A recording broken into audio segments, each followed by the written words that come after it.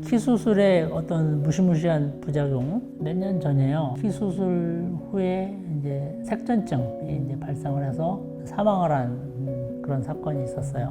물론 지금은 없어진 병원인데 사망 사건 자체는 굉장히 안타까운 일이죠. 근데 이제 그거가 이슈화가 돼가지고 매스컴을 타게 되니까 색전증으로 인한 사망은 다발성 골절이 돼서 뼈 속에 있는 기름덩어리 있잖아요. 기름덩어리, 골절이, 다발성 골절이 되면 팍 퍼지잖아요, 기름이.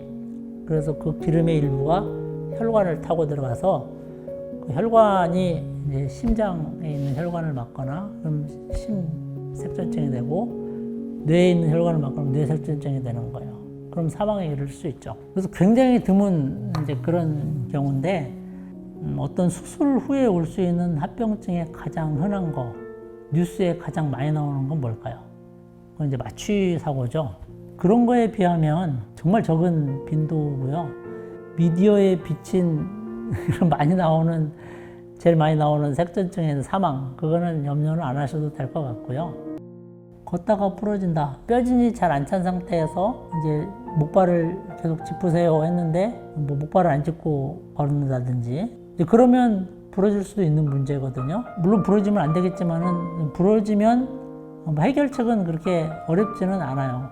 그런 내고정 장치를 다시 이제 바꾸면 되니까. 간혹 그런 경우가 있어요. 수술을 다 했는데 야유회 같은 데 있잖아요. 거기 가서 축구를 하다가 환자가 다리가 부러졌어요. 그런 경우에 이제 뼈가 부러지는 경우에는 수술을 해야 되잖아요. 다른 병원에서는 수술이 조금 힘든 게 있어요. 사지 연장 수술을 받으신 분들의 다쳐서 부러졌으면 그 병원에 가서 수술을 하셔야 돼요. 안에 내고정이 들어있고 좀 특수한 내고정이기 때문에 수술한 병원에 가시는 게 원칙입니다. 하반신 마비는 불가능하죠. 우리가 수술을 할 때 보통 크게 두 가지 마취를 하는데 전신 마취하면 하반신 마취를 하거든요. 근데 이제 전신 마취는 하반신 마비와 상관이 없고 척추 마취는 이제 수술할 때만 마비가 오죠. 근데 영원히 마비가 온다. 그거는 이제 불가능하고요. 키 수술 후 비골 운동신경이 마비돼서 발가락을 못 올리는 사례도 있고 이거는 있을 수 있어요.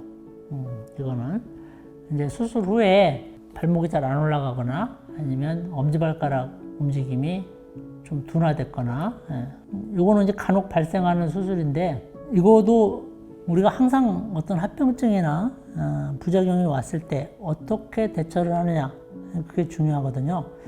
어떤 기능을 살려줘야 되잖아요. 만약에 발목이 안 올라가는다 그러면 발목을 올리는 기능을 살려주는 수술이 있고요. 발가락이 잘 안 올라가는데 그건 쉬워요. 아주 예쁘게 간단한 수술로 엄지발가락을 올릴 수는 있어요. SNS 내에서도 지킬 건 좀 지켜야 돼요. 그 허위 사실이나 얼토당토 않는 걸로 관심을 끌고 거기에 대해서 막 이렇게 이슈화하는 것들을 너무 좋아하는 사람들이 많은데 그러면 안 되죠. 정말로 궁금하다 그러면 저한테 물어볼 수 있는 루트가 굉장히 많거든요.